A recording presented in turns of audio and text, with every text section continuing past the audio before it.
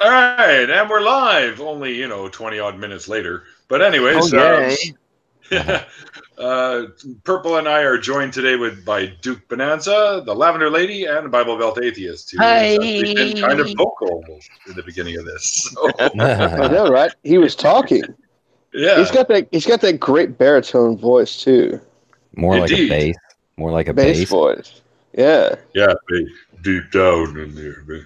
Well, he is from the deep south, so yeah. Duke, there you go. Duke, you've heard me sing. You should know I'm a bass. Yeah, I have heard you sing. Wait, really? That sounds a little suggestive there. Can you elucidate?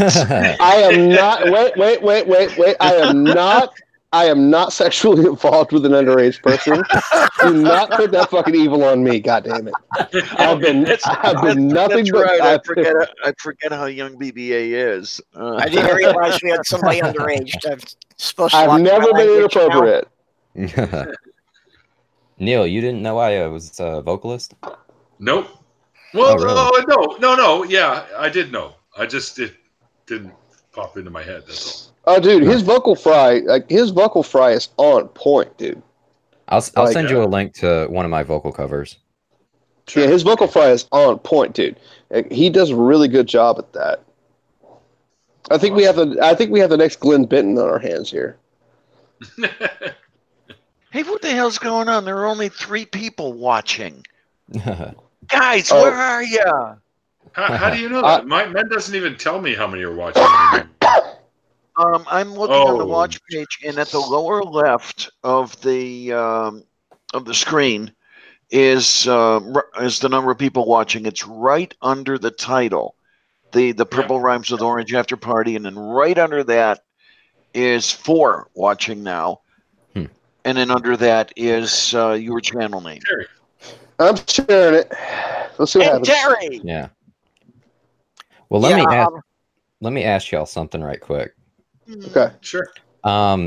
Did any of y'all see the video that I just put up about 4 hours ago? I hadn't got to that one yet. No, I saw your announcement of it, but you broke up on me there. I missed the question. Oh, I was asking if any of y'all had seen the video that I put up about 5 hours ago. Oh, no, I haven't had a chance to watch anything yet. I was just gonna ask what y'all thought of it if you had seen it, but it's fine. I'll get there. Yeah. I'll look at it later tonight. It's fine. Yeah, I'm gonna have to do it either tonight or tomorrow morning because then I got a whole bunch of stuff to do over the weekend. Hoy. Yeah. I'm going to be on the air so much over the weekend. I don't know when I'm going to be off the air. Wow. Well. Hey, Diane. Yes, sir. Not to put you on the spot, but how would you feel about the 3 days in the first week of April me coming to visit?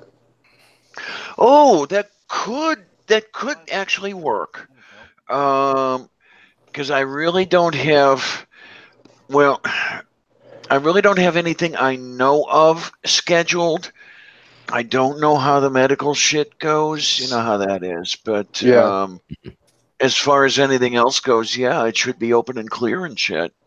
Okay, because my tax return should come in soon, and if that's the case, then I'm going to shoot for... Because I just got hired on full-time at my job. So before... Thanks. Before I was PRN, which meant that my schedule was my schedule, whatever they needed. So I could work literally every day for 3 weeks, or I could work nothing for 3 weeks. Now I'm full-time, so I'm on all the time, Sunday, Monday, Tuesday, which leaves me 4 days open. So if that's the case, then it would be the first or second week in April,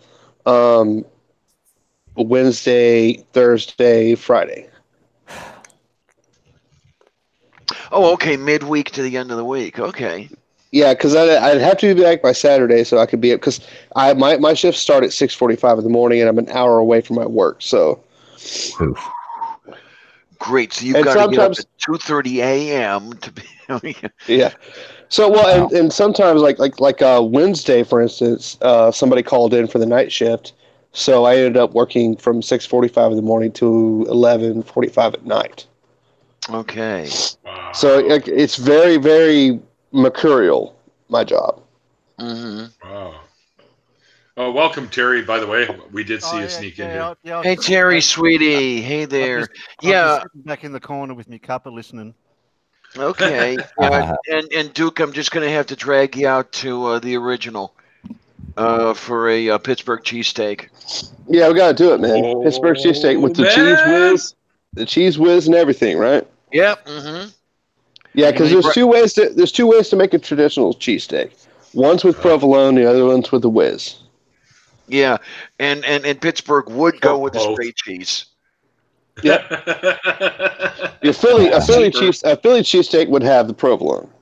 Mm-hmm. I make a mean cheesesteak, dude. I make a mean cheesesteak. Of course, I make mine differently. I make mine differently because I actually make mine on a pretzel bun. Oh. Yeah.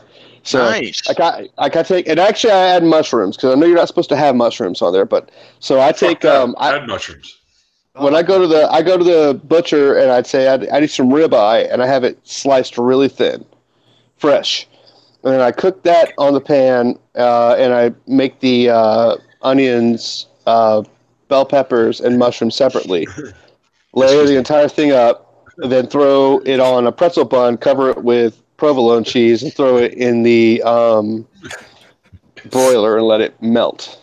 Mm-hmm. Just hang on, a bit of a puddle of drool going on here. Sorry. And then of course, Neil, if I could work it out so I can come up and see you in July, I'll cook for you every day I'm there. Sweet. Yeah, me too.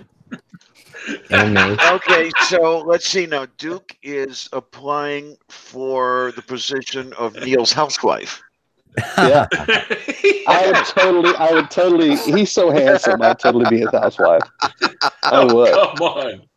I would. Well, you got to remember. He doesn't even have to throw me the D. He can keep the D to himself.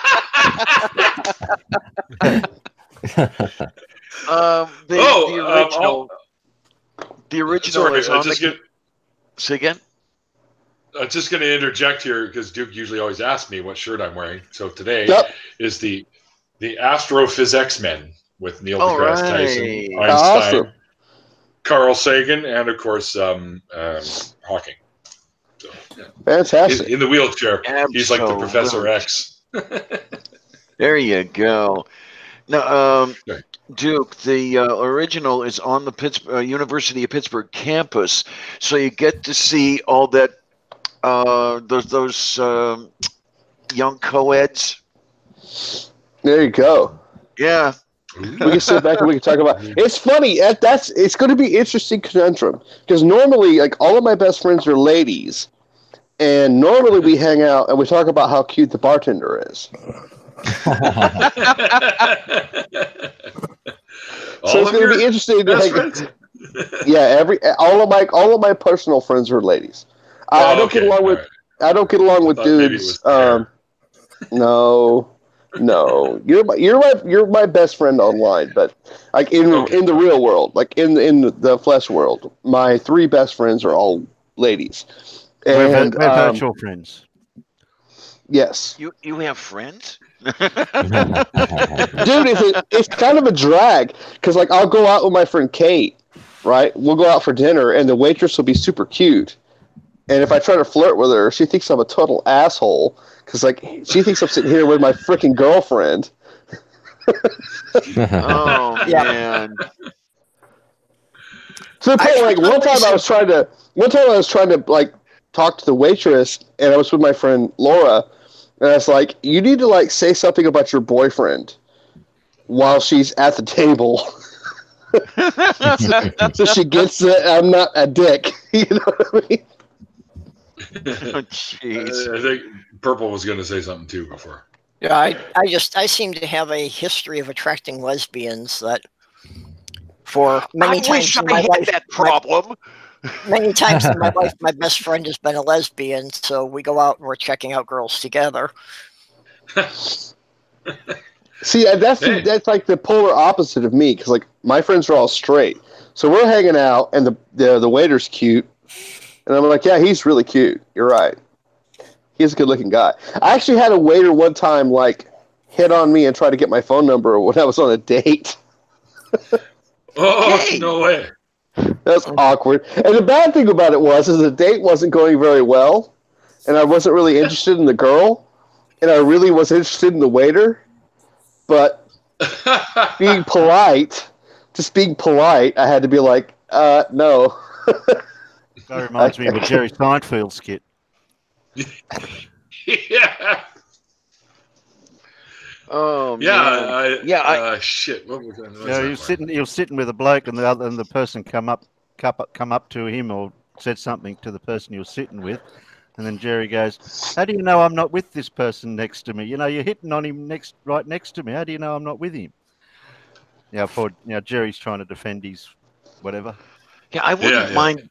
I wouldn't mind being a lesbian magnet. I mean, geez, man, I never have the luck. I just need it's funny because I sang in a gay choir up in Charlotte, and I got along famously with lesbians. I got along with them really well, which was like I don't know that it's strange. It was just one of those things where it was just like, huh. And they would always say, well, that's actually the same situation where, like, they wouldn't acknowledge my bisexuality because I was married. I was in a monogamous relationship with a woman, so it was one of those things. So you like, had to be straight, yeah. They were like, "This is our straight guy," and I think I was like the token straight guy. You know what I mean? And it was one of those things where it was like, they would say, "This is a straight guy," and I would always say, "Well, straight-ish." You know what I mean? Straight-esque. Like, I fuck guys, just not right now, because, I'm married. But I wasn't married. That's right. Cheating's cheating, buddy. Yeah. No matter who. Yeah. Actually, my fiance was a lesbian. We had a unique relationship. And she wasn't changing or converting. We didn't have sex in the conventional sense, but, we were definitely going to get married. That's the second time I've heard of something like that, because a friend of mine is a gay man who is in a monogamous relationship with a woman. They have a child, and sex and everything, but he's still gay. That's you prefer him, I guess. Yeah. Well, for us, monogamy the reason was never even considered. So. Yeah. Okay. We had the out for that. It just a matter of safe, sane, consensual stuff. Yeah, it's a matter of just living your life with your best buddy. Yeah. Why not? Or something along those lines, yeah. Well, and one of her turn-ons was watching me with other men. There you go. Okay. Oh, there you go. It's funny because, like, one of the reasons I catch shit for calling myself bisexual from other gay people, and I've taught this my whole life, is that primarily I prefer women, but I like men too. Yeah. And the argument is that you're not gay enough to be gay. And then what I run into on the other side of it is, if you've ever touched a penis that's not yours, you're fucking gay. You know what I mean? So it's like, I can't win on either side of the fucking fence. Like, I'm totally gay on one side, and I'm not gay enough to be gay on the other side. Like, really? I've heard all the same arguments. Anytime I've been in a relationship with a woman, they don't want to believe that I'm not straight, and it's like, yeah. I ran into that with my ex-wife. With my ex-wife, where she would say, "I know that you are bisexual, but I find that weird, and I wish you would keep it to yourself." Ah, jeez. Wow. Yeah, I couldn't have a relationship last. That's, it has to be accepted that, I'm going to enjoy some of both. I can't do monogamy. It's just not in me. I'm totally fine with monogamy. The thing about it is that she knew who I was when she married me. And we were together 15 years or so. It was just one of those things where it was like, it was hard watching her sit down with her Christian friends and say, I love gay people. I don't want to fix them. I just want to be there for them. And then in private, it's like, it's weird that you have those. Oh, man, tell me about that one. I went through that shit with my ex. Yeah, it's she's all trans positive and everything else until it came to me. Yeah, and it was weird because like she was like my son came out. Well, he didn't come out as gay on purpose. My son is gay, and she found out by going through his phone and seeing text messages he had with other boys, and she marched him in front of me and said, he's sitting there sobbing. She's like, do you have something you need to tell your father? And she'd already kind of talked to me about it. And he's sitting there sobbing. And I looked at him. I said, are you a homosexual? And he said, yeah, I am. I said, okay, cool. Do you want to play some Minecraft? Like, what the fuck? And what did his mother do at that point? she sat there with this shocked look on her face. Like, it was one of those things where it's like, I sing in a gay choir, you dumb bitch. Like, what part of I'm totally fucking... Yeah. Not only am I bisexual, I'm totally fine with this. And then he said to her, I'm not ready to be out of the closet yet. So, like, one of the greatest sins you can commit in the gay community, in my sense, in my belief, is to out people that aren't ready to be outed. Yeah. Oh, yeah, in any faith community. Yeah. Right? Yes. If they're not ready to be out, don't share their fucking information. Don't talk about it. Yeah, really. So she broke that by fucking marching him in front of me already. And so he said, I really hope that you please don't tell anybody. I'm not ready. I just, I don't know what to do. And she said, I promise.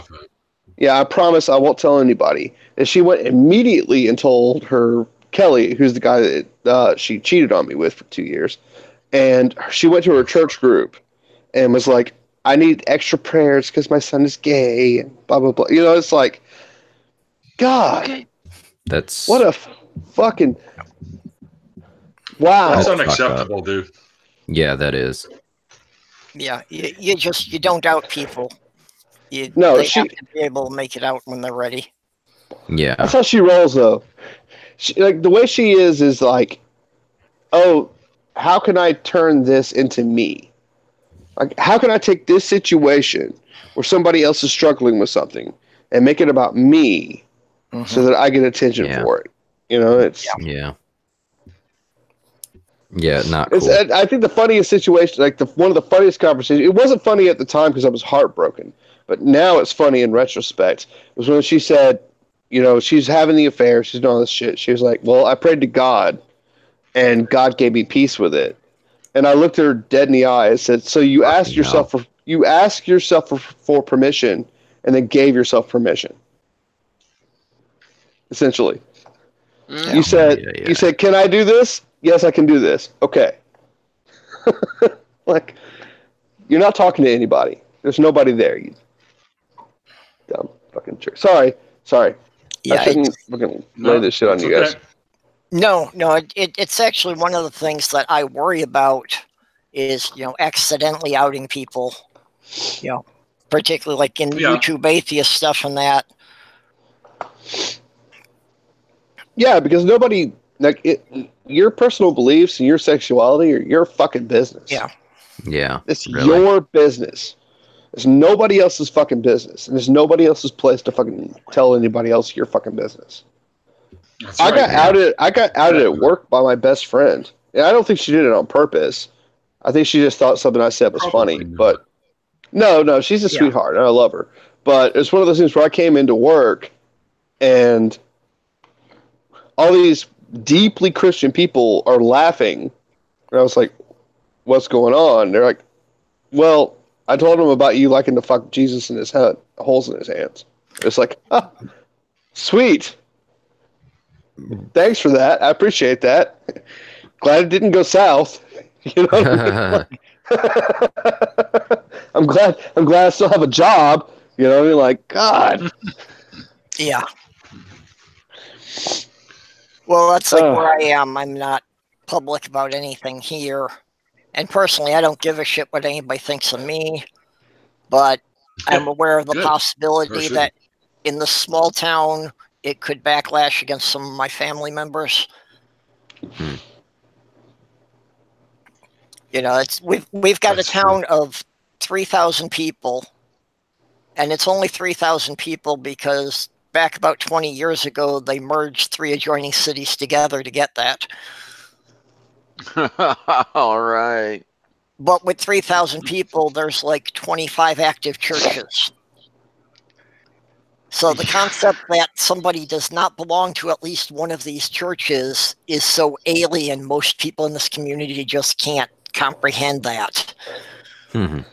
Yeah, I get that. I work with I occasionally work with a young lady, and we got into it over whether or not trans women are women. And she was just adamant. She's like, no, they're not women. I was like, they are women. Can I talk to this person?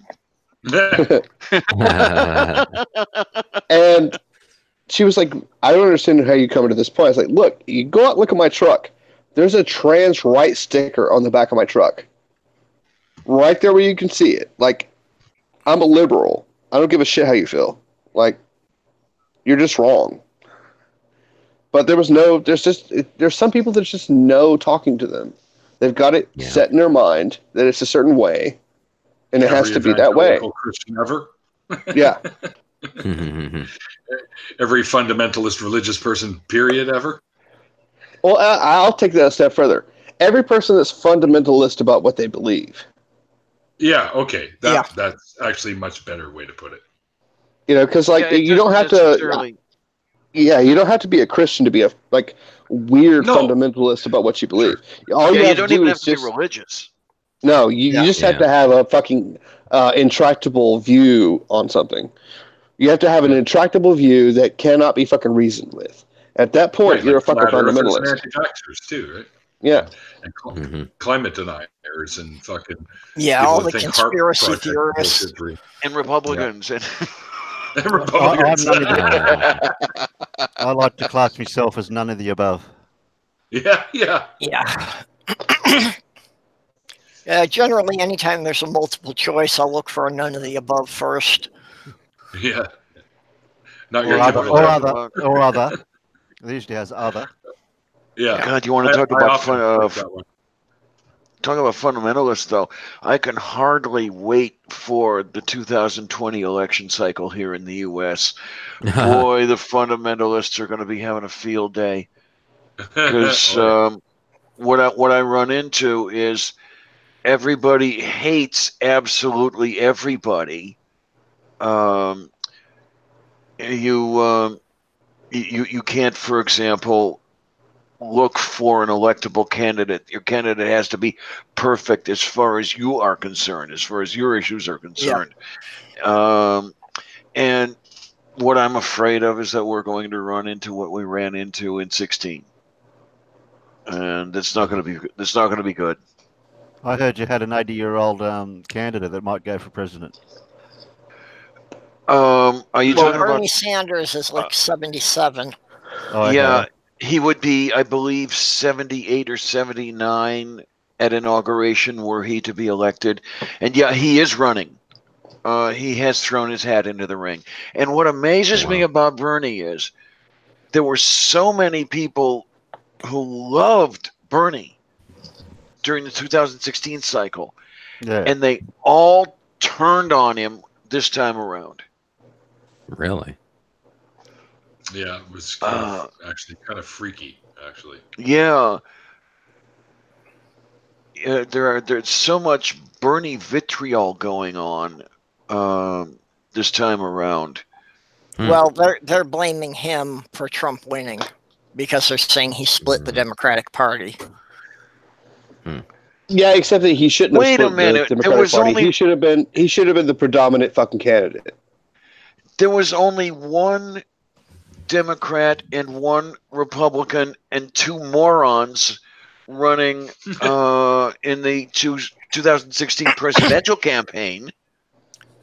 There was only the extortionist in chief. There was Clinton. There was what are those 2 idiots?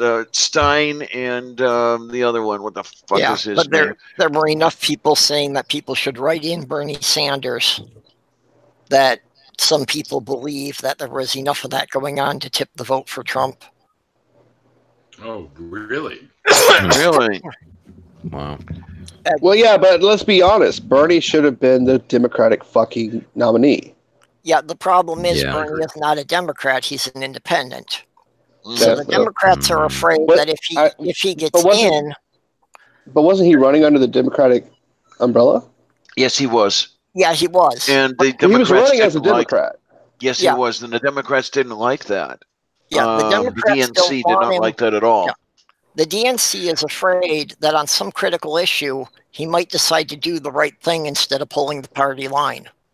Yeah. And that's an issue. That's an overwhelming issue in the Democratic Party, and also the fact that, like, if you look at the Republicans, they are fucking to hold up the party line. If you look at the Republicans, they are fucking absolutely like a spear point. You know what I mean? They're all about their fucking what they're doing, and Democrats can't fucking agree on enough to fucking get a candidate that is viable for the win, and it sucks. Your average Republican will sacrifice just about everything for the preferred candidate, whereas the average Democrat can't even find a preferred candidate. Yeah, it's amazing how people just turn their backs on their own ethics, their own standards. Take the evangelicals, for example. I mean, most Republicans have to be the least Christian of any Christians I've ever known, and yet these people fawn all over them. Yeah. To the point where they say, well, yeah, Roy Moore might be a child rapist, but he's anti-abortion. Yes, there you go. Oh my God. There you go. Like, are you fucking serious? Yeah. Like, really? He might rape children, but he's not about fucking killing fetuses. Yep, you got it. Fuck my life, dude. Seriously? Less children for him to rape then, right? Yeah. And I tell you, this is, I know, let's make it all about Diana Clarion here, but this is one reason where I'm almost happy I'm dying, in the sense that I'm not going to have to put up with this shit very much longer. It's all yours. Take it. You're the only one that's happy about that love.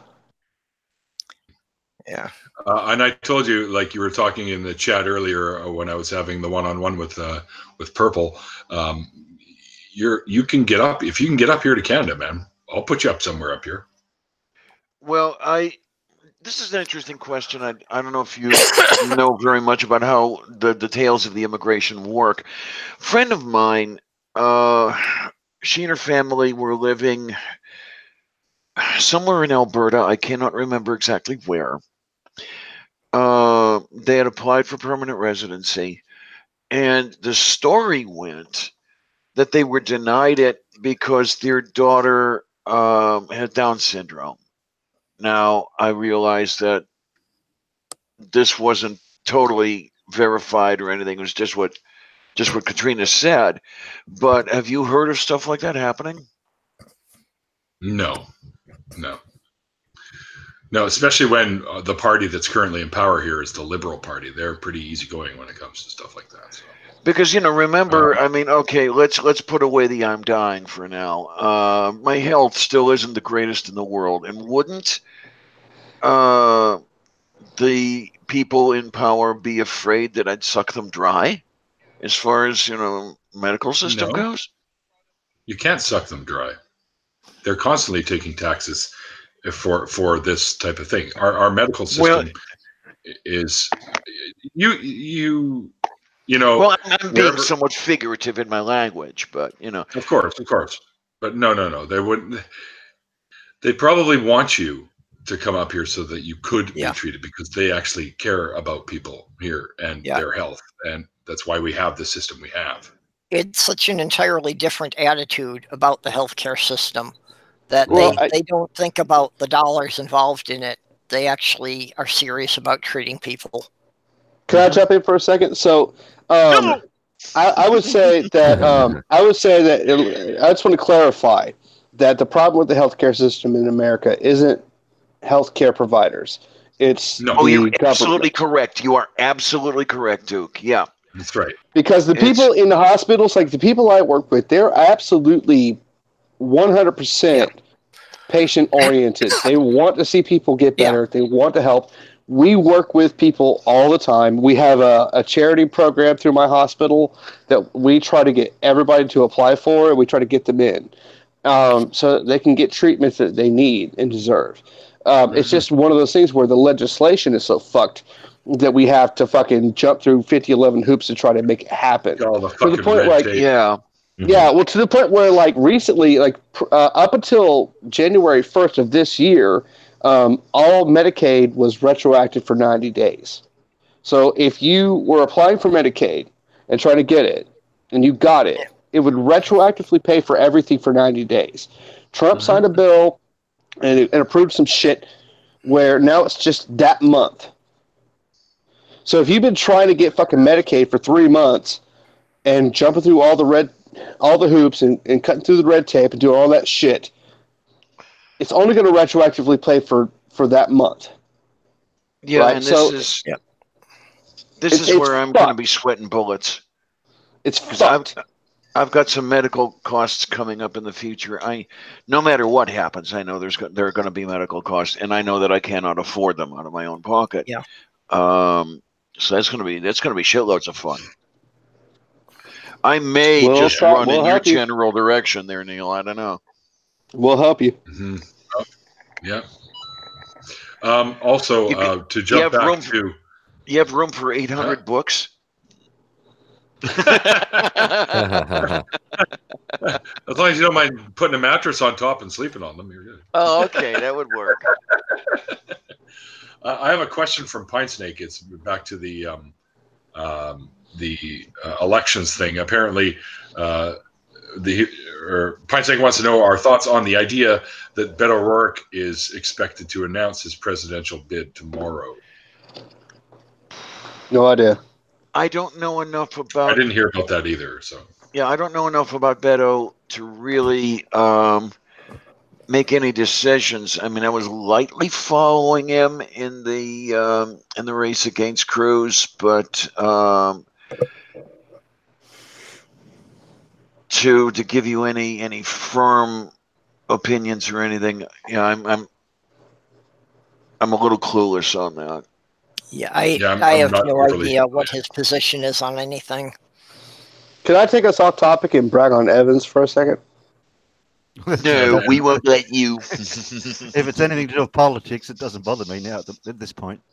No, it's not politics. It's not politics. Evans Murphy, my good friend. Yeah. So he put a tweet out. I love this. It says, just so we're clear, I'm not a mythicist.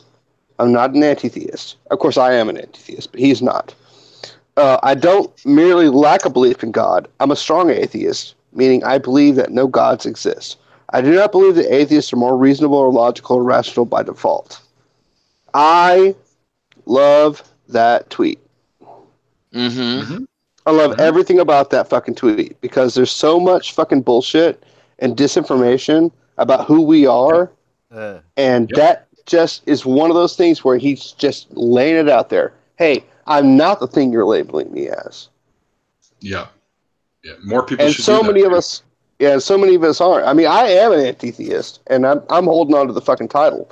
I don't give a shit. I know it's become like a fucking controversial thing back and forth, but I'm not an anti-theist. I'm an anti-theism. But I can't. I mean, you can't hate the person. You just hate the belief system. So right. Well, I know what you're saying. Okay. No. Okay. Well, no. So like my take on that typically goes a bit like this. Like, I find that theism, in every form that I see it, is untrue. Mm-hmm. And I think it would be better if we didn't believe untrue things, and that if we based our beliefs on evidence outside of ourselves. And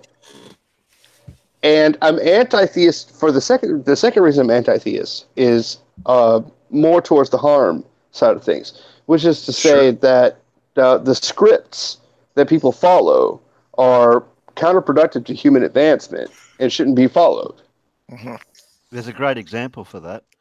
Plain and simple. Like it's so easy to quantify anti-theism that I don't understand why it's such a weird, except for the fact that people don't want to be lumped in with assholes who have this weird fucking conundrum to say that if you're not an anti-theist, your opinion is no longer valid and you shouldn't be part of the conversation.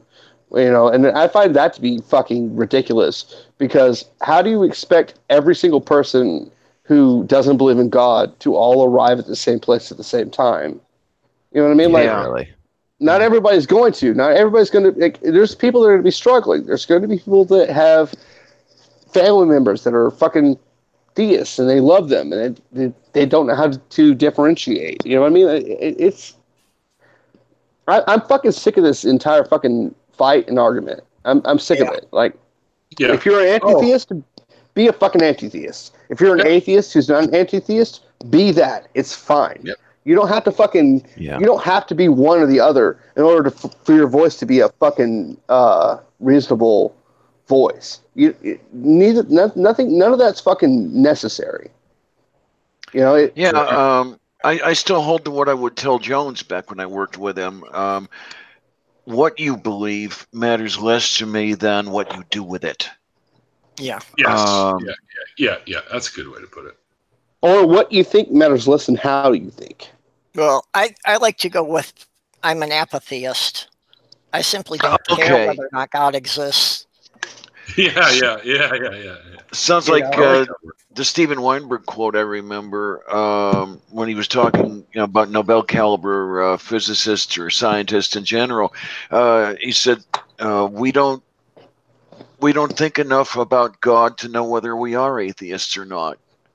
Yeah. Which I kind of liked the way he put that. Well, I just would rather skip past that whole messy debate of whether or not God exists, because if I give you that God exists or your particular God exists, you just have to show me some way that this has some direct effect on my life, or it just doesn't matter.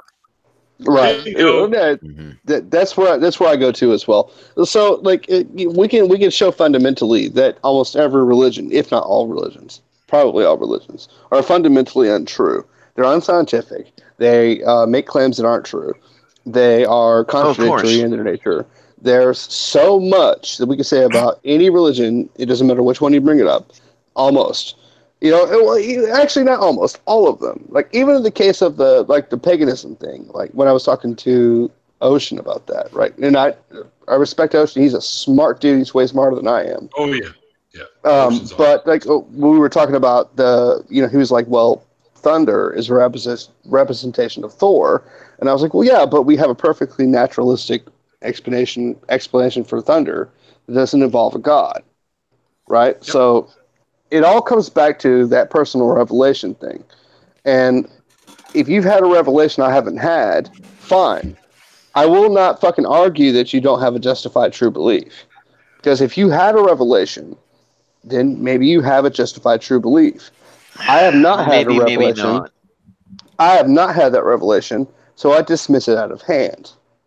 So at that point, we're at a moot point. Like, there's no point in arguing about that.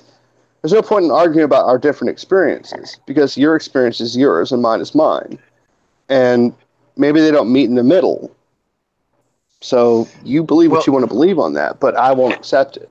As I asked Carlo Broussard, I actually called into Catholic Answers a few weeks ago, and I have to flesh out that video because I really got pissed off at him.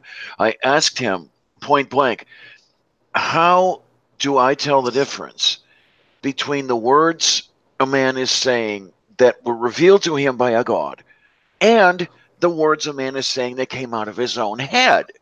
And Broussard goes circular, circular, circular, circular. He's not answering the question at all. Nobody I've asked has ever answered the question, and to me, that's the fundamental question. Yeah, really.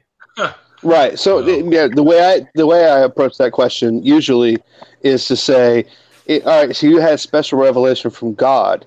How do you differentiate between God and internal self-dialogue?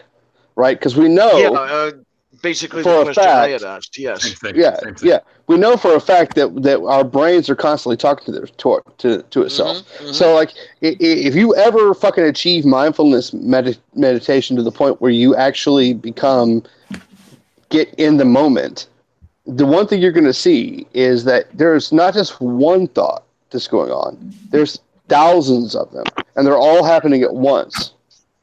Your brain is like a fucking cacophony of fucking noise. Yeah, the brain so there's no way all the time. It's an immense parallel processor.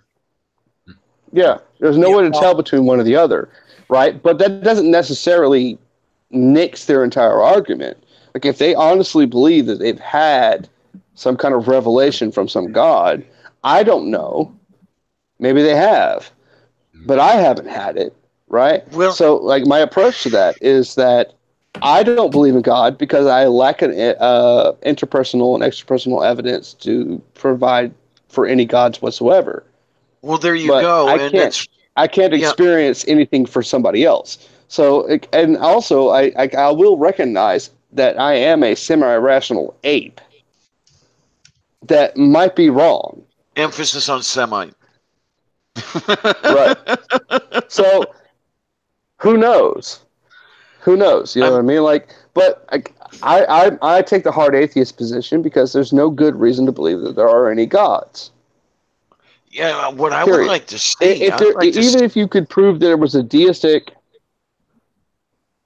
What were you saying, Love?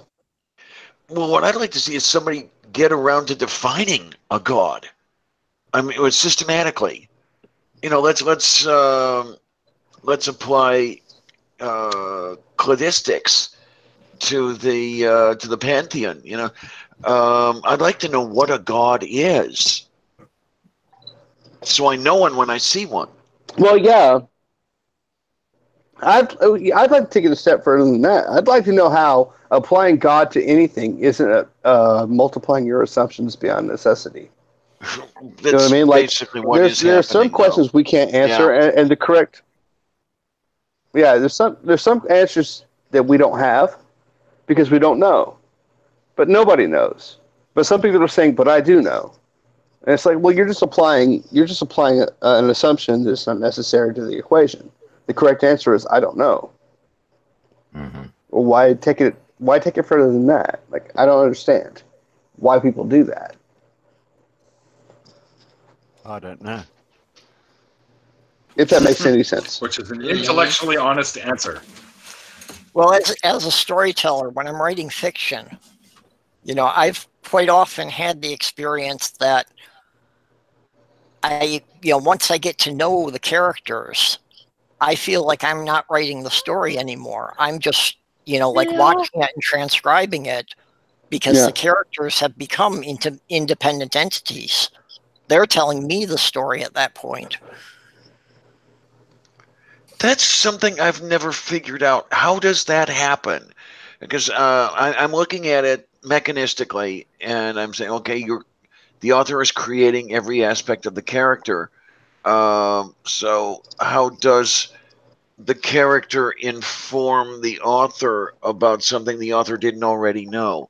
And is it something where you're saying, wait a minute, okay, by this set of traits that the character has, there could be this condition, and it's a sort of an emergent property thing, or what's going on? Yeah, I'm not sure exactly how it works either. Basically, I would say. Go ahead, Duke. I would say that when you're writing, because I write also, when you're writing, you come up with characters, and stories tend, as far as I can see, stories tend to write themselves. You know what I mean? They couldn't go where they go. So it's a weird conundrum where you're basically creating characters and the characters take over. It's a strange thing, but it does happen. Keep in mind that I've never been any good at writing fiction, so what do I know? Okay, I have a story that I have shelved and I do not want to finish. Because why? Well, because these two characters and the relationship that they have formed together, I find so disturbing. I do not want to see where this is going. All right. Okay. That's absolutely hilarious. These are characters that you created, and you're already afraid of their future episodes. Yeah, well, these are like if a dating service paired up two people because they had interests in collecting knives and dismembering people. Hey, I two psychopaths in this perfect. It's actually a beautiful romance because they're so supportive of each other, but they're just so lacking in basic morality toward anyone else they encounter. Oh wow. The red cap dating service. I like it. Hey, let me put in a word right quick. Neil, Matthew Randall's trying to get in here, and his link is not working. So, is it broken? I sent him a new one. Okay, and is this Insects we have joining us? Hi. Yeah. No, Hi, Adriana. Yay! You asked earlier if there were any topics that and I said yes. Yeah. So just pick them up and go with them. Yeah, I was trying to figure out something more specific. I mean, whatever you come up with, I'm very likely going to find interesting because. Okay, cool. Well, call me an omniophile. I'm interested in just about everything. Yeah. Well, wildlife especially, all the huge variety of life forms on the planet. Actually, something came across my Twitter feed last night about wingless wasps. Which I did not know this was a thing. Apparently, there is a whole group of insects that look like ants, but they're actually wasps without wings. Yeah, they call them calcular ants. Yeah, because it said that some of them are poisonous enough to kill an animal the size of a cow. No. That's a lady who knows her shit. That's it right there. That's it right there. That's dead. Yeah, that's a calculator ant. Yeah. Yeah, it's also called the velvet ant. Yeah, velvet ant. It's actually in my collection right now. Yep. The way I understood it was that it was called that because the sting hurts enough that you would think it would kill a cow. Yeah, there you go. Really you guys I thought it might be a case of like maybe some animals have an allergic reaction to it. Like some people can be killed by a bee sting or a wasp. I love your T-shirt. Oh, mine. Thank you. On the back, fear no weevil. Yeah. I love that. God, I love that. Can you read the front?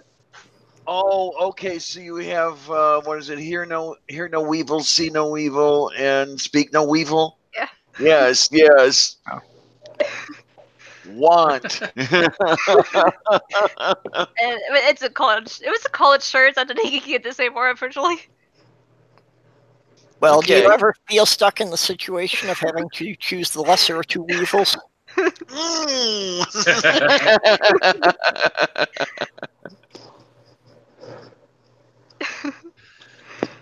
Weevils are cool. Well, bugs are cool. Insects are cool. Yep. Yeah. And they are very necessary to their place in the society of life. Nobody have insects over here. Yeah, you know what? That might be a topic I'd like to see you pick up if you don't mind, Adriana. We have insects over here. Yeah. Sorry. Now, there's the there's the feared collapse in insect population. Yeah. And yeah, to know more about how that's happening and what the effects are and everything else, that might be a wonderful thing to look into. You mean like why insects are declining? Is that what you're saying? Yeah, the hows and whys and everything. Yeah, I was going to add to that. I was going to add to that, Neil. The ones we got over here, not the ones that kill you, like there's other normal ones. Normal ones, ones that only bug you a little bit. Go kill you. Where you live, Terry, there are two kinds of animals. There are the animals that will kill you, and those that cannot kill you but still want to. Yeah. Yeah. I can't go to the beach because there's sharks, and I can't go out west because I can't go further past my What about box jellyfish? Oh yeah, jellyfish. You guys have those fucking box jellyfish there too. Yeah, the blue bottles we call those ones. Yeah. When we were kids, we used to step on them. What is it? A sort of a deer thing or what? I don't know. We were just kids because they blew up it like a balloon, and they just lay on the beach, and you walk up to them and squish them. Yeah, I expect it's like stomping on a ketchup packet. Yeah. But I never got stung, so I'm lucky. I'm trying to remember. In your neighborhood, are there the blue ring octopi? I don't know. I'm not. Or is that a different neighborhood? I'm not well versed on animals. Okay, because I remember seeing, kind of recently, not yesterday or anything, but some guy was handling one of these things, and it was beginning to display that it was getting annoyed. And the thing about it is that its main weapon is tetrodotoxin, which will definitely kill you in an uncomfortable manner. Okay. So yeah, I just didn't know if if those guys were around where you are, but you don't know either, so that's okay. No problem. Google it, I'll have to Google. Actually, as far as the insects, my personal fascination are dragonflies. They're cool. cool. Yeah, they're cool. Yeah, how can a dragon fly? Oh, yes. Well, you'd have to ask Aaron Raw about that. Well, actually, I figured out the evolution of hexapods from a protosauropod dinosaur, where the third rib grew in backwards to become the wings. Okay, then. Yeah, it's part of one of my storyline universes. Right. What I feel ripped off about is that, you know, the insects we have now are nothing compared to what they had millions of years ago. Dragonflies were really big. Yeah, I want to see these dragonflies with the 3-foot wingspan actually in flight. They just found a bee that was about an inch or so big. Oh, that guy. Yes. The one about as large as your thumb. Yeah, I saw that too. I wouldn't want it to sting me. Oh, talking about the Asian hornets, the giant Asian hornets or whatever, the big fuckers. I believe that's the one. Yeah, where this was like the third Japanese sighting in. Yeah, they're shredding. Yeah, this one. Well, I don't know if that's it then. The one I'm thinking of was the third time in 80 years or something like that anyone had seen one of these things. Wait. I think you're talking about Wallace. Are you talking about Wallace's giant bee? It was only recent. It was only about a week ago. Maybe. I only said it about a week ago. That might be it. Yeah, I actually thought about making a video about that, but I never did. Okay. I mean, the fact that you're finding them that many years apart indicates that you're doing a reasonable job of surviving and reproducing. But why don't you find them? Yeah, where are they hiding? Well, it depends when they say they're looking or not. Are they looking all the time for it, or they just go back out in the wild every 10, 20 years and go, oh, yeah, we found an insect? That one I don't know either. Yeah. I think I read that it has been found because apparently there's a lot of stuff around. It was found, so there's like too much stuff to look at. I guess like too many insects maybe or something. I think. So it's easy to miss. Sure. Okay. Like I haven't found a redback spider in a while, only because haven't been looking. That'll do it. We've got your cousins right here where I live, the fucking black widows. The black widows, yeah. But they're a bit bigger, aren't they? Aren't they bigger than our redback? A little bit, maybe, but they're generally the same size usually. Yeah. Oh, here we are. Yeah, black widow's not really all that big. Yeah, but at least ours have got the red stripe on it, so we know that's for us to identify. Yeah, they're not that big. Yeah, ours we have to scratch their bellies so they flip over and let us scratch their bellies, right? And then we can see the hourglass. Oh, okay. Yeah, my numbers were a little bit off. Yeah, has not been seen in 38 years. Yeah, and it was found in Indonesia. And yeah, you had it. Yeah, Wallace's giant bee. Yep. Yeah, I thought about doing a video about that, but this one on too. It looked like it had pincers on the front, more like a what do they call those insects with a beetle? The stag beetle. Yes. Yeah, the big mandibles. Yeah. Many pincers. I didn't see where its stinger was, though. They didn't show that bit. But there's still nothing compared to what we used to have around here. I mean,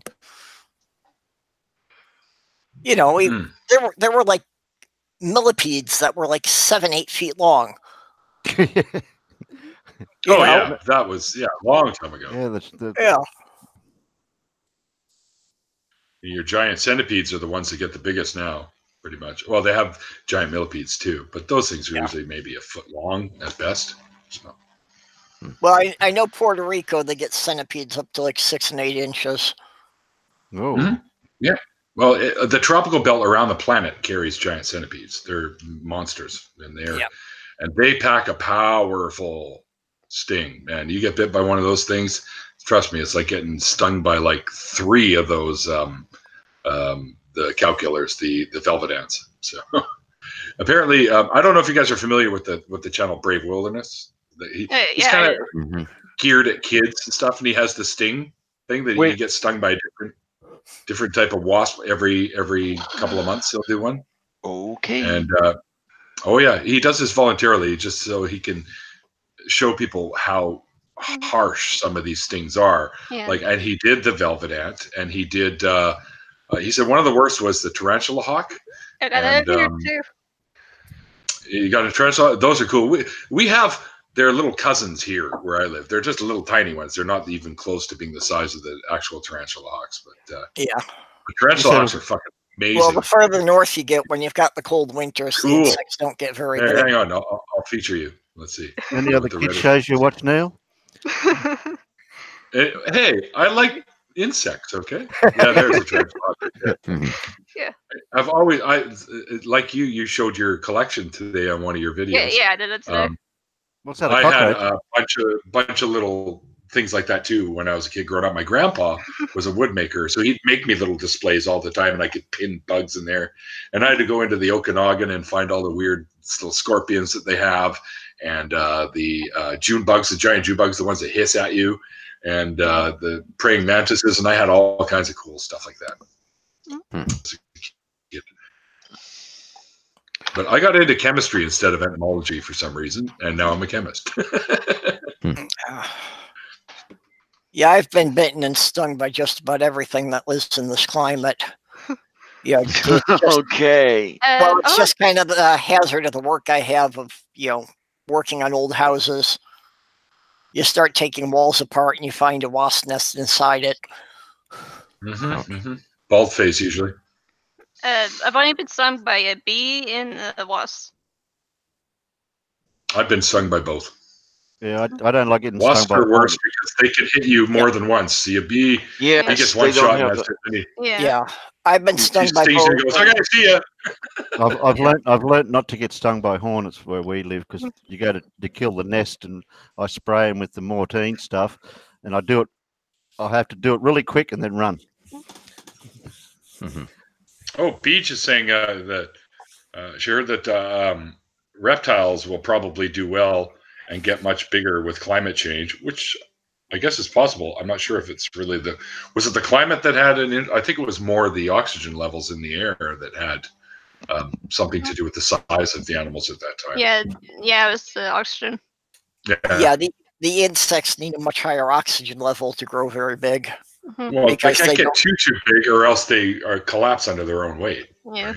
Which is anytime you see those movies with giant spiders, like Arachnophobia, or Eight-Legged Freaks, which is fantastic. But that the giant fucking bird eater that was flipping over their trailer, I was like, yeah, get him!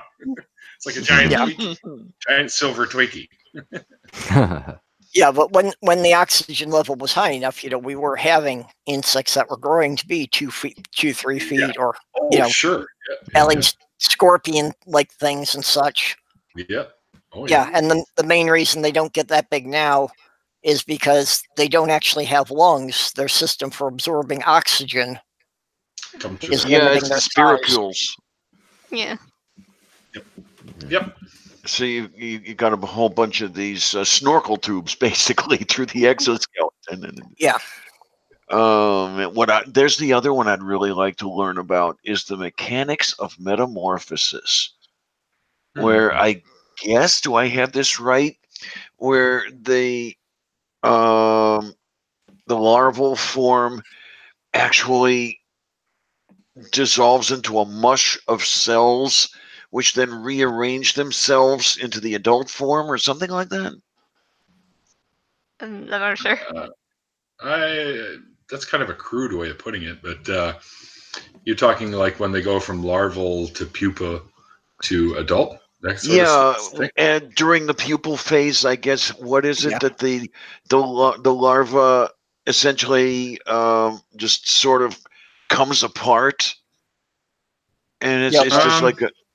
Yeah, what happens to the caterpillar inside the cocoon? How does it go from being basically there's videos you can watch. Yeah, there's videos you can watch that actually they have I guess it's some kind of not infrared, but something along those lines where they can see inside the cocoon, and you can see the stages. They have it on time lapse, and I don't know. I've seen a few of them, and I don't think I've ever seen it like melt into nothing. They usually just change form. Like their body reshape, right? Yeah. Metamorphosize. That's a big word. Metamorphosize. Yes. Mm-hmm. It's not as big as onomatopoeia. I had to have a big word for the day. Calling Franz Kafka. Calling Franz Kafka. Wow! Since when did my show? When did my show become educational? This is like really weird for me. I know you're doing something wrong, Neil. What I got here? Hey, you're the most knowledgeable of all of us with insects. I mean, being a bug lover my whole life, I do have some knowledge. Yeah. We'd like to see some live insects. They're all dead. Well, I don't keep tarantulas anymore. Otherwise, I'd pull a couple out and have one. I had one who was a Chilean rose, and he used to sit on my shoulder. I named him Elvis, and he used to sit up there. And I could sit and pick up a cricket and just sit there, and here you go, Elvis, and he'd just grab it and discard the crap. And I'd be like, oh, what are you doing? And I'd have to wipe it off my shoulders. It was great. Yeah, it was. I called him my parrot spider because he'd sit on my shoulder all the time. The only pets I like are the ones that can go and get you a beer out of the fridge. Well, that's not like Sylvia. A Reese's macaque or something? Or Reese? Yeah, me personally. Usually I'm the one getting her the chickie. Fine Snake says it's time for an inappropriate dick joke. We got to throw one. It's too much education going on here. We need some of those proverbial inappropriate dick jokes. All right, Duke, come on, let's have it. I have a funny story. Duke left. I don't know what happened. I didn't see him go. Damn it. Yeah. I do have a funny story that's related to kind of dick joke things. No, it's up to us to tell you if it's funny. You just say you've got a story. All right, I've got a story. Yeah. You can be my funny meter. You can be like, okay, that was sort of funny. Kind of funny. When I remember driving around with my mom as a teen, I guess, and I was making fun of her because she was putting in like a Mac Davis or something, some crazy ass tune like Biff the Purple Bear or some shit. And I was giving her shit because I wanted to hear some Zeppelin. And we pull up to the stoplight, and both of us look over to the left. The guy beside us in the lane beside us, he kind of turns and looks at us like this. He's wearing a pair of glasses that have a giant dick hanging off of it. And my mom spit her coffee all over the windshield. Right? She goes, "Oh, Neil, look at the dick nose." It wasn't his real nose. No, of course not. It's just a pair of glasses with a big penis hanging off of them. And like a set of balls. Or it was like, how's he eat? He's got to lift those up and shove a piece of pizza in there like that.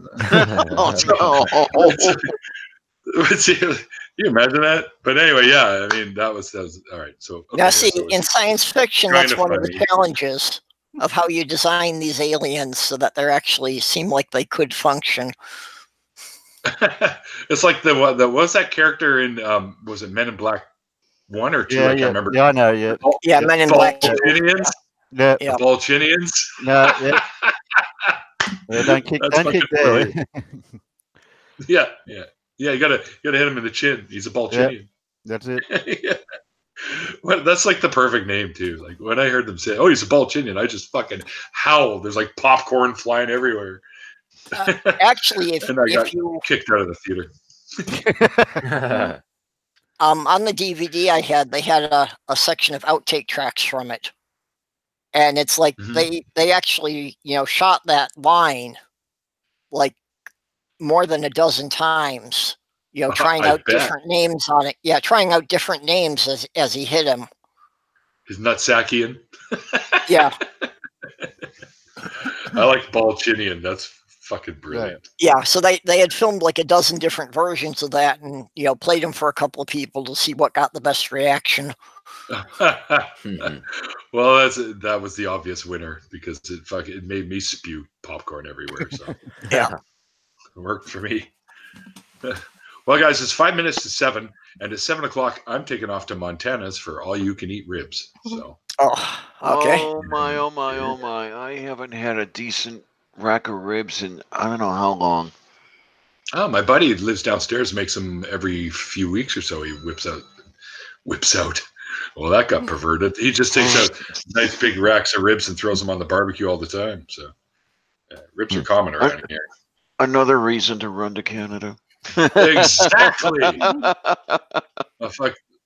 if it ever comes to a point where something needs to be done, Danny, and you're more than welcome here. You know that. Well, danke schön. The only problem. Take care, Beach. Be good, sweetie. The only problem is I have thought of running away for various reasons. The only thing is here. Down south here in Crazy Land, I'm on federal disability. So, how do you go ahead and support yourself when you're not here anymore? But you could probably Google how something like that would work if you're moving to Canada. There's probably an answer to that question. So.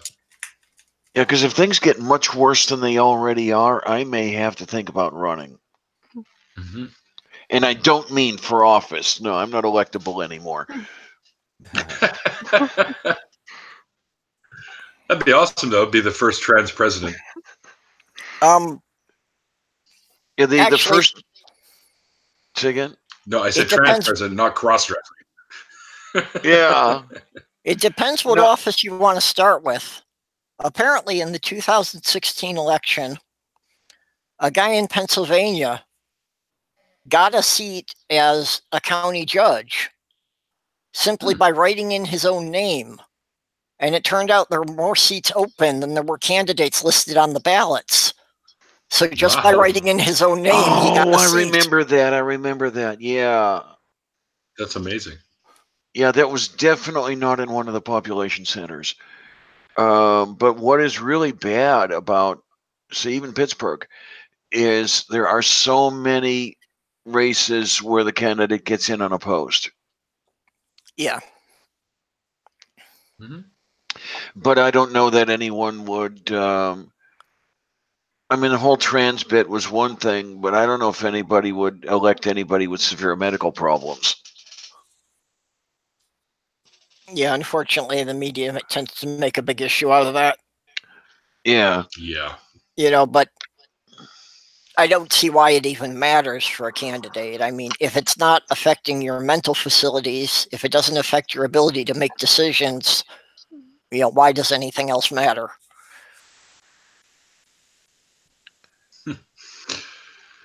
Yeah, just as long as you're not spending most of your. Say again? Finish your sentence, Ted.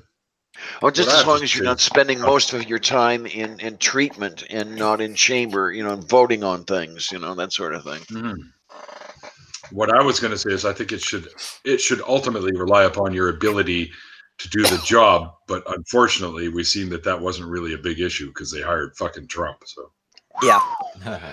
I mean, I've seen American politics go from bad to worse, but this last one surprised even me. Yeah. I know. I remember literally waking up the next day going, he fucking won? What? Yeah. I was afraid that he would, and unfortunately he did. And a lot of people were surprised. And I have a feeling that they were living in their own little fantasy worlds where, the heir apparent Clinton was going to clinch everything and it was going to be all roses. And unfortunately, no, there was that possibility where it would all go to shit, and it did. Yeah. Well, they didn't take Trump seriously. Right. Yeah. Absolutely. Yeah, you have got it right on the head. Yeah. Yeah. Well, it's kind of exactly. It's kind of interesting for me in my civics class because as far as I know, I'm the only Democrat in my civics class. So it's kind of interesting. Oh boy, that must be fun. And we've actually got a project that he just assigned today on the amendments, and I've got the 8th one.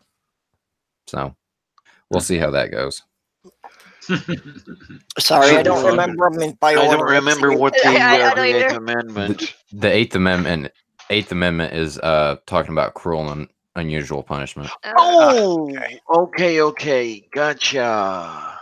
But that's the best part of a relationship. I was going to say, what's your position for or against? Yeah. Unusual, maybe. We don't really look at it as punishment. It can be quite intriguing, actually. So, all right, I'm off on a weird ass tangent here. Right? Oh, nobody knew that Neil was into kink. Yeah. Neil's going down Duke's well, hey, if you remember, Dawn thinks everybody's into kink. Yeah, true enough, right? Oh my God, he's such a hilarious guy, man. When I was at his place, he had something cool as shit. Oh, he's been busy with the daughter. Yeah, I haven't seen him in quite a while, so I hope everything's going well. I really do. Yeah. As far as I know, last I spoke to him, which wasn't too long ago, he was doing great. He's loving life right now with his daughter. I'm not sure who you're referring to here right now. It's another freaking atheist. Oh, okay. Yeah. Yeah, I haven't heard anything from him in a while. Yeah, he's got the daughter thing going on, so he's in his own little happy planet right now. Yep. All right. Anyways, guys, I'm gonna pack her up because I gotta get my ass out of here. I got about a half an hour drive till I hit Montana. So, okay. Not the state, the restaurant, not the state. I'm not going that far for ribs. We got pretty good ones locally. So I might be moving to Montana soon. Just to raise me up a crop of dental floss. you know the Zappa, right? Of course, yeah. All right. My province borders on Montana too, so there you go. So technically, I could be going there, but that's not what's happening. Your province borders on half the western U.S., if I remember correctly, doesn't it? 3 states. Yeah, Washington, Montana, and Idaho. Anyway, Idaho comes between Montana and Washington. Yeah, okay. Yeah, so that's right. So it's Washington, Idaho, and then Montana. Yeah, we get a few miles of Montana attached to us. All right. Well, thanks everyone for joining us. All Yay! 6 of you. One of them probably being me. And thank you guys for jumping in here with me. I don't know what happened to Duke. He kind of just He kind of just disappeared. Yeah, kind of like what's his name there? What's it? The guy they buried and couldn't find him. Figure he's buried in the parking lot at the ball stadium. Was it? Oh, Jimmy Hoffa. Hoffa, yeah, that's my mind just went. We're not going to give you that memory. Anyway. All right, so yeah, guys, thanks again for joining me, and thanks again, Purple, for having the chat with me earlier this evening. It was awesome, and we'll get together again. It was great. Yeah. And we'll get together again, and I could do part 2s to all of these things. So if any of you that have been in chats with me before and you have some stuff that you forgot about, we'll get together again and we can talk about other types of beliefs and shit too. Well, and remember, guys, that would be interesting. Yeah, that would be. Yeah. I had considered for my channel of possibly doing a series of videos called Things I Used to Believe. Yeah, that's actually a good idea. Oh, that's something that I've not seen. So that opens up a whole gamut of things. Who was it that did who was it that did the atheist flashbacks? Yeah, Gray. Great. Okay, yeah. Because I remember Matthew, Godless Iowan, was describing how he felt when he was interviewed on that one, and it was something else again to his experience. Yeah, to relive some of the crap he actually believed. Yeah. Mm-hmm. Mm-hmm. Oh, and when I don't know anyone. Brooke, What? When Gray did the atheist flashback with Brooke, that was a really good episode. Yes, it was. You know, that Brooke really got right back into the character, and it's like, yeah, some of the things she was saying were just absolutely cringeworthy. Mm-hmm. Yeah. I don't have anyone scheduled for March 2nd, FYI. Yet no one's come up to bite at that one, which is this coming Saturday. However, the Monday on the 4th of March, I will be talking with Essence of Thought. So if you guys want to tune in for that, he's got a fantastic channel. Yep. And Peter has agreed to come and chat with me, and I can actually thank Randolph for that one because he hooked the two of us up. And then I'm open for the 6th of March, and then I'm talking with the New Stoics on March 9th. And I got a bunch of gaps I got to fill, but no one seems to be biting. But anyway, we'll figure it out. I'm sure someone will jump in there. I'll wait till you got to scrape. What about? Well, Terry, when are you going to come on? Well, I was about to say because I had a mouthful of sandwich. Sorry. I was going to say when you have to start scraping the bottom of the barrel, let me know. Well, you want to come on Saturday? It'll be Sunday for you, but yeah, it'll be Sunday. Yeah, I'm free on a Sunday. I do them at about 6 p.m. So your time, you're saying? Yeah, 6. Yeah. So what time is it there now for you? Like noonish? 10 o'clock in the morning. 10 o'clock in the morning. So an hour back would be 9 in the morning there. Would that work for you? No, it's not 10 o'clock. It's 10 o'clock. No, it's not, because it's 10 in the evening here, and we're not 12 hours apart. We're more like I was looking at the wrong clock. Yeah, we're what, 15 hours apart, you and I? Yeah, it's 2 o'clock in the afternoon. Sorry, 2 o'clock in the afternoon. Okay, so would 6 work for you then? Like that would be 1 in the afternoon for you on Sunday. My time Sunday 1 or 2 o'clock would be all right. So it'd be this time, your time. Yeah. Okay, then I'm putting you in. We're talking on Saturday. All right, yay. And if nobody minds a shameless self-promotion here, Beelzebub is going to be interviewing me tomorrow, 7 p.m. Eastern, on his channel. Yeah. And then I'm gonna interview the Badger on Coffee with Lavender. Trying to remember his full name. Yeah, this coming Sunday. Bad-tempered Badger. Bad-tempered Badger. Yeah, sorry about that, Badger. totally slipped your name out of my mind. He's not watching. He finally went to bed. Okay. You pointed out that badgers are nocturnal, so. Okay. Yes. That's what I'm going to have to ask him about. For about a week. I'm going to have to ask him about the badger lifestyle. Yeah. I love when he comes into the after parties and falls asleep. It always cracks me up every time. And what about you, Insects Are Cool? Do you have a deconversion story? Oh, deconversion story. I mean, I guess I do, but I don't know how interesting it is. I hear that a lot, and they always tend to be quite interesting, regardless of how you feel about it. If you're ever interested, I've got lots of dates open. I usually do the Mondays, Wednesdays, and Saturdays. The Mondays and Wednesdays are around 4 p.m. Pacific, and Saturdays usually 6 because I'm out for most of the day. So, if you're ever interested, I'd love to have you on and chat with you. We can talk bugs too. Oh yeah, I'll think about it. Okay, cool. Let me know. You can just DM me and let me know, and I'll send you some available time slots.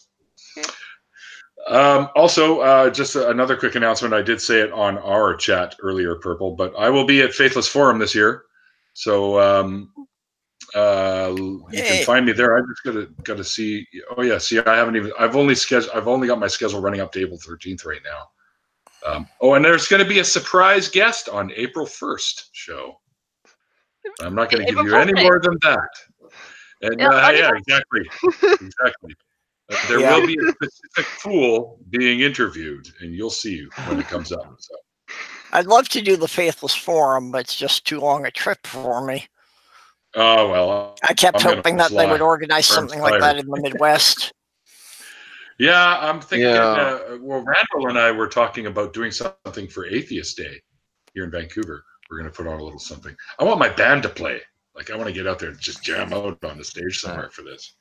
Because awesome. I've got songs that are atheistically worded, we'll say, lyrically.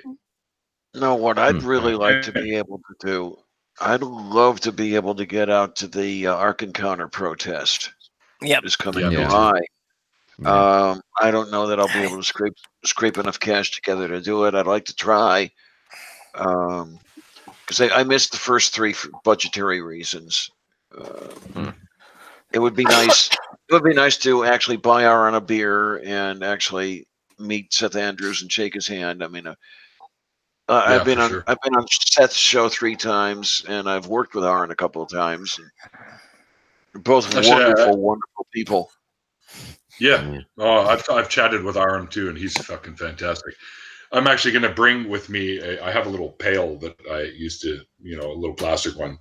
And I'm going to put a piece of paper in there with a bunch of things that I want to do. And I'm going to carry it around with me. And then when I meet Aaron and I meet whoever, I'll have their names on there and I'll check it off. There's another one off my bucket list. Right? So there you go. Yeah. Well, I thought it was funny. I'm actually already waiting for an opportunity to meet Aaron Ra. Because somebody gave me a bumper sticker that says Bigfoot saw me, but no one believed him. And I need to get Aaron Ra to sign that. Oh, would that be wonderful? Yes, has everyone in here and in the side chat heard Aaron tell that story? Not the story, but I know a bit about it, yeah. Okay, there's a 2-minute video of it on YouTube. You can find it. Yes. Because only just search Aaron Ra Bigfoot. Okay. Yeah, I was just going to say that. All right, guys, I'm going to end this now. So anyways, like I always say at the end of these things, guys, remember, it's called faith because it's not knowledge. And we shall see you guys next time.